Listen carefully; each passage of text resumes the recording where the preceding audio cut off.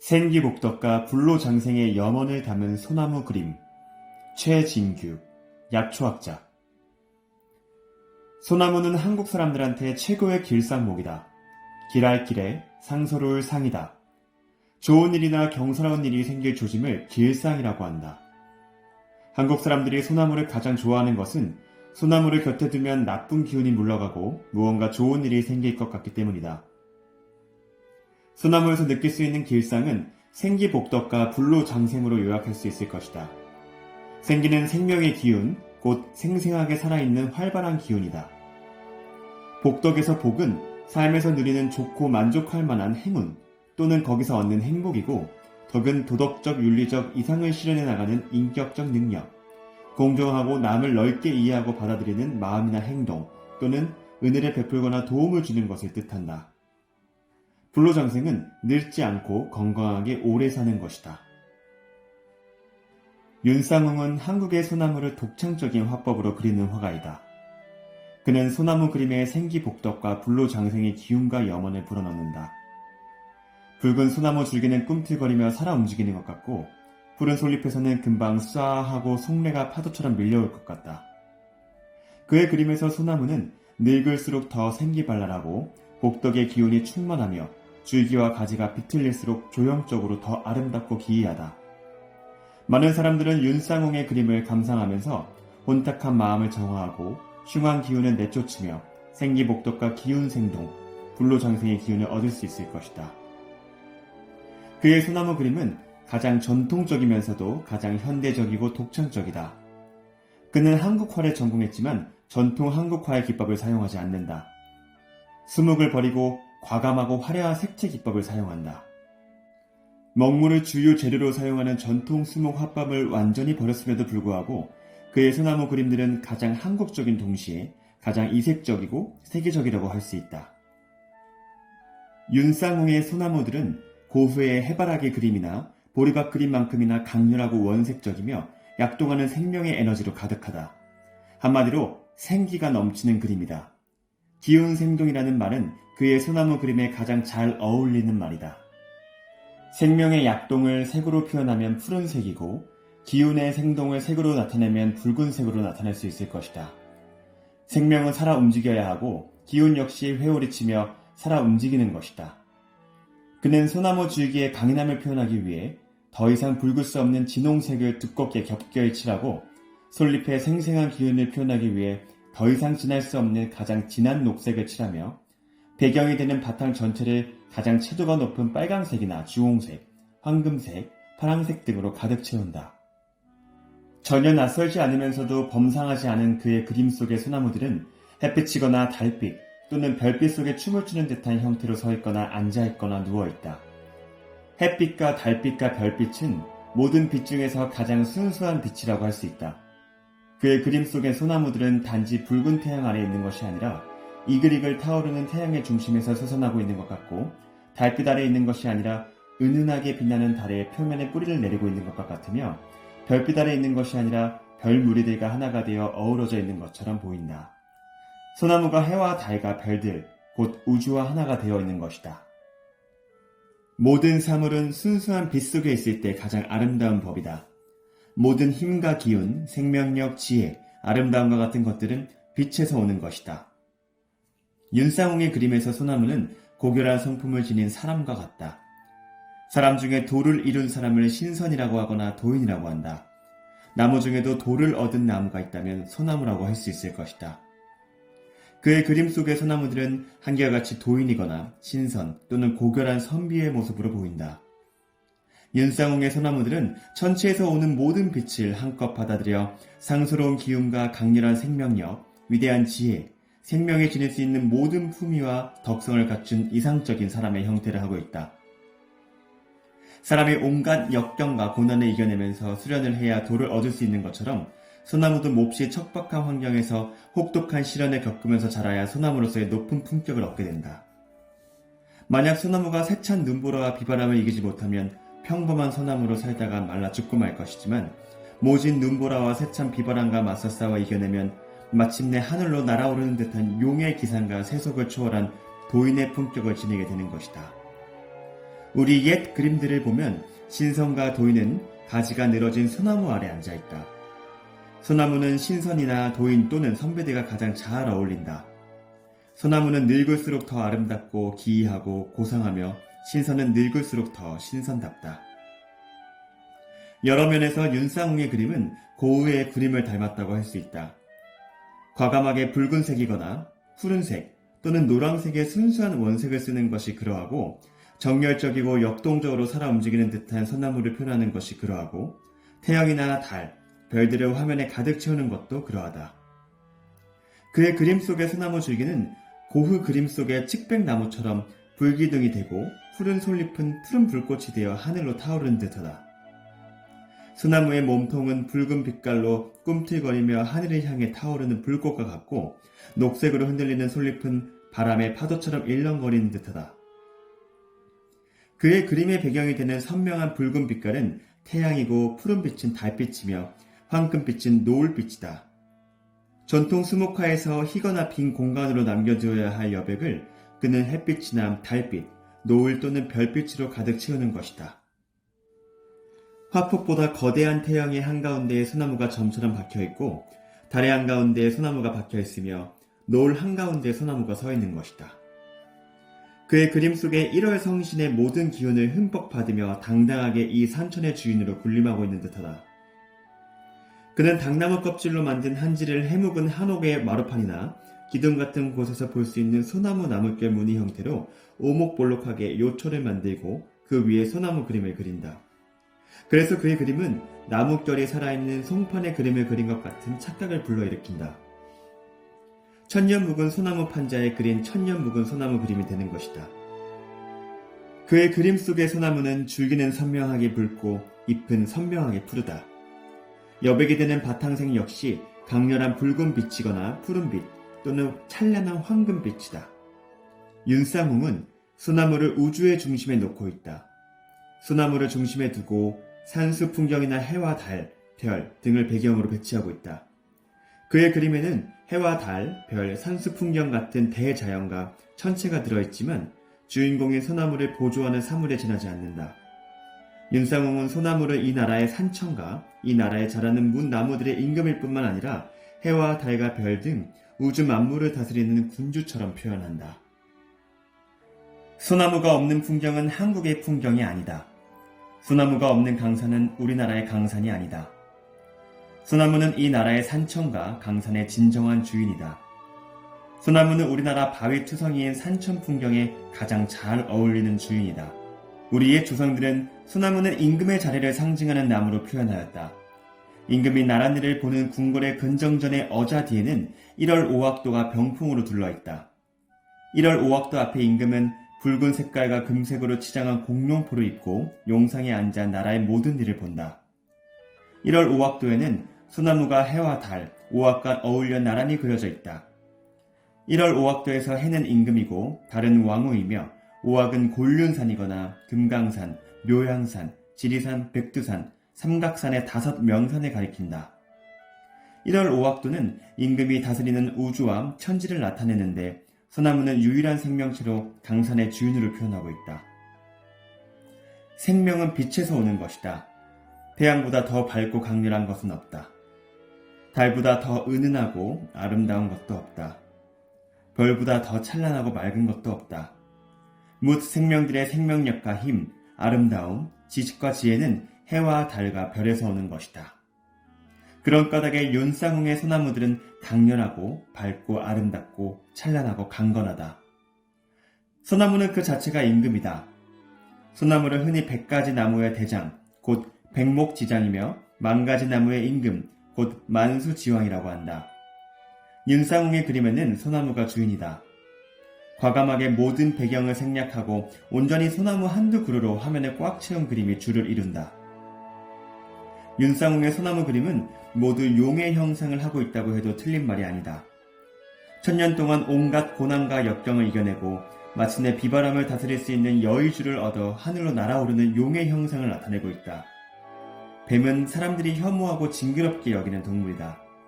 그런데 뱀이 천년 동안 돌을 닦아 여의주를 얻어 승천하면 풍운 조화를 부릴 수 있는 용이 되고 돌을 얻지 못하면 이무기가 되어 온갖 심술을 부려 세상을 해친다고 한다.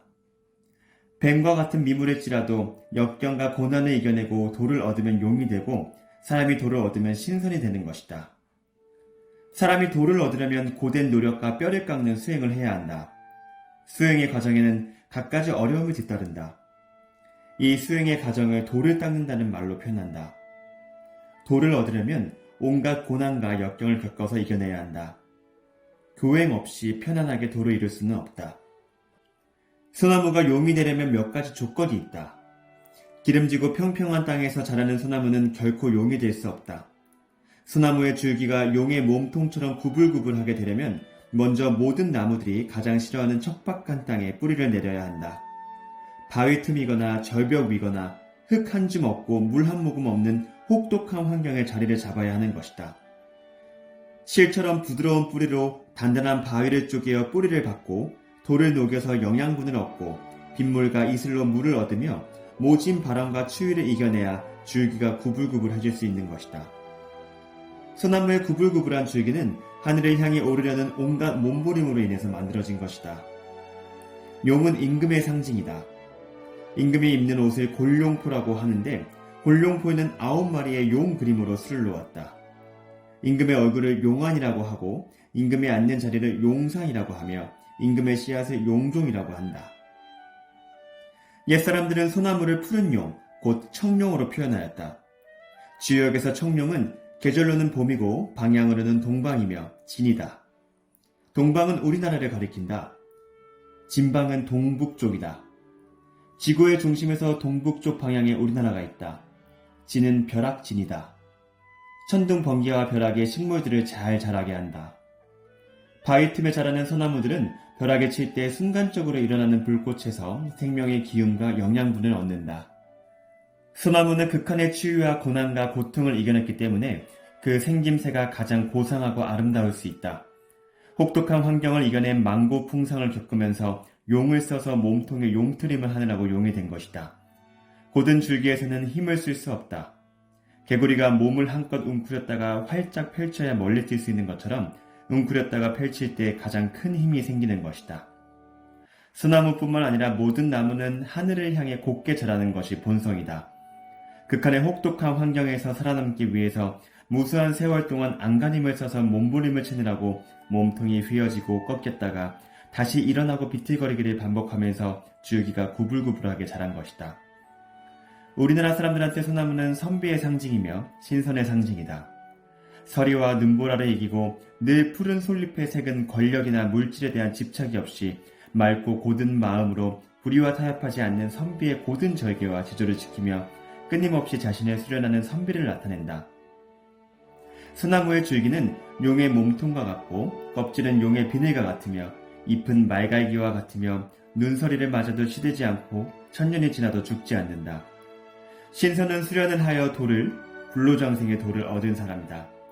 신선은 나이가 많을수록 수행의 경지가 높으며 소나무 역시 구불거리고 늙을수록 더 품격이 높아진다. 역설적으로 늙을수록 더 젊어지고 아름다워지는 것이 신선이고 소나무인 것이다. 소나무는 검은고를 타는 신선, 학, 사슴 또는 괴석, 바위, 폭포, 구름, 달, 해, 별 같은 자연물과 잘 어울린다. 바위 틈이나 벼랑 위에 뿌리를 받고 서 있거나 앉아 있거나 누워 있는 소나무들을 보면 마음이 뜨거워진다. 구불거리는 줄기와 비틀린 가지는 우리나라 사람의 심성을 그대로 빼닮았다. 사람은 나무가 아니지만 나무한테서 다른 어떤 물상보다 더 큰 동질성을 느낀다. 우리나라 사람을 나무에 견주면 소나무에 가장 가깝다고 할 수 있을 것이다. 소나무는 온갖 가혹한 환경에서 모진 풍파와 환란을 겪으며 파란만장의 삶을 강인하게 살아온 우리 민족의 심성에 가장 가까운 나무다. 소나무는 다른 나무들이 살 수 없는 험악한 곳을 골라서 산다. 소나무는 흙 한 줌 없고 물 한 방울도 없으며 걸음길도 전혀 없는 바위 틈이나 벼랑 끝 가장 척박한 곳에 바위를 쪼개어 뿌리를 받고 마치 바위와 붙어 한 몸이 된 것처럼 살아가면서도 늘 푸르고 늘 강건하고 강인하다. 모진 풍상에 시달릴수록 오래 살고 자태가 고고하고 기이해져서 마침내 푸른 용이 하늘에 뜬 구름을 안고 있는 듯한 형상으로 완성되는 것이다. 윤쌍움은 모진 풍파를 이겨낸 흔적으로 옹이와 백골처럼 마른 가지가 훈장처럼 남아있는 고색 창연한 소나무를 가장 선연하게 그려낸다.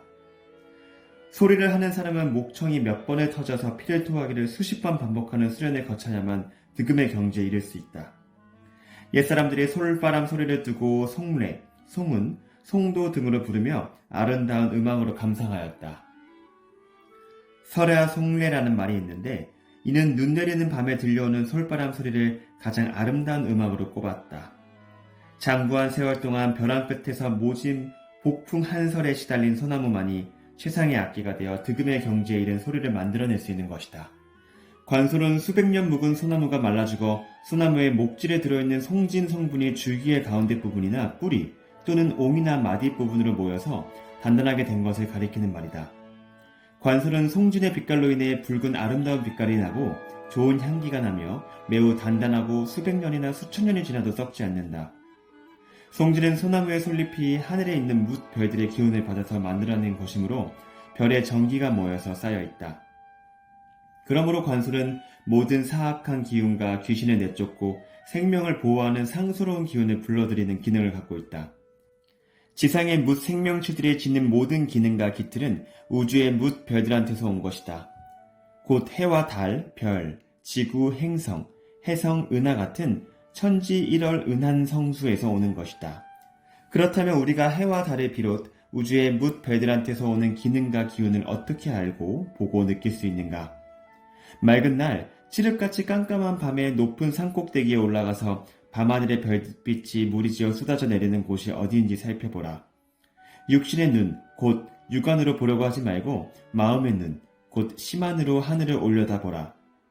심안이 열리면 하늘의 뭇 별들이 지상의 어느 한 지점으로 별빛이 모여서 빛살을 이루며 쏟아져 내려오는 것을 볼 수 있을 것이다. 하늘의 뭇 별들이 모두 모여 퍼붓듯이 쏟아져 내리는 곳은 어디인가? 밤에 그 위치를 대강 어림잡아 두었다가 날이 밝은 뒤에 가서 살펴보면 그곳은 어김없이 소나무 숲이다. 소나무 숲의 별빛이 가장 많이 조림한다. 소나무가지에 달아있는 수천만 개의 솔잎들이 온 하늘에 가득한 별빛을 끌어내리는 것이다. 마음의 눈이 밝은 사람은 한밤중에 소나무 숲에 가면 별빛이 마치 서치라이트처럼 쏟아져 내려오는 것을 볼 수 있다. 마치 낮의 구름 사이를 뚫고 햇빛의 빛살이 비치는 것처럼 별빛이 어둠을 뚫고 솔밭에 쏟아지는 것을 볼 수 있을 것이다. 솔밭에는 밤낮 없이 하늘에서 맑은 별들이 쏟아져 내린다. 밤에는 그 별빛을 눈으로 볼 수 있지만 낮에는 보이지 않는다. 낮에는 햇빛으로 인해 너무 밝아서 보이지 않을 뿐이지 별빛이 없는 것은 아니다.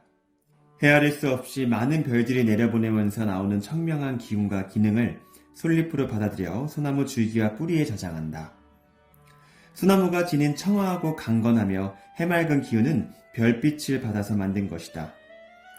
소나무 가지에 붙어있는 수없이 많은 솔잎들은 그 하나하나가 역시 헤아릴 수 없이 많은 별들의 에너지를 받아들이는 수신기다.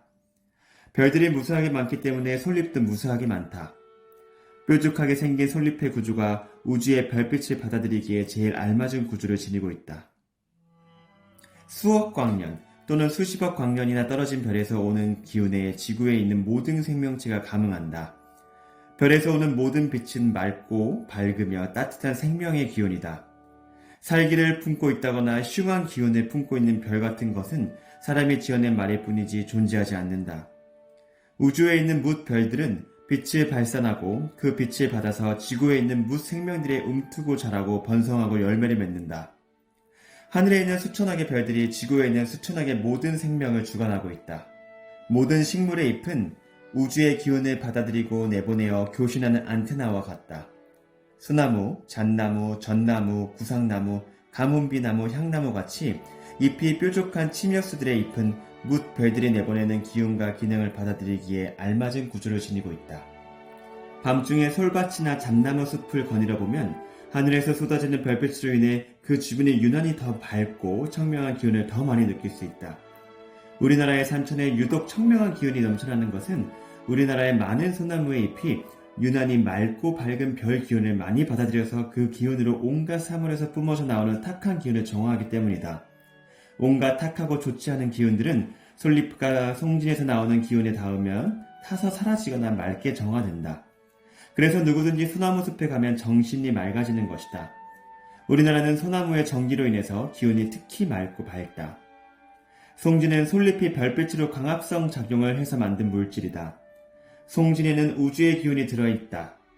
송진은 우주의 뭇 별들이 발산하는 청명한 기운을 많이 받아들인 것이므로 정신을 총명하게 하고 마음을 안정시키며 몸 안에 있는 온갖 귀기와 사기를 내쫓는 효과가 있다. 송진 덩어리나 관소를 몸에 지니고 있거나 집 안에 두기만 해도 나쁜 기운이 집 안에 들어오지 못한다. 소나무를 두고 백목지장이라고 하는 것은 나무 가운데서 제일 오래 사는 축에 들기 때문이다. 소나무가 다른 나무보다 오래 사는 것은 뭇 별들 중에서 새성, 곧 목성의 기운을 많이 받아들이기 때문이다. 목성은 뭇 생명의 수명을 관장하는 별이다. 사람도 목성의 기운을 많이 받아들이면 수명이 길어진다.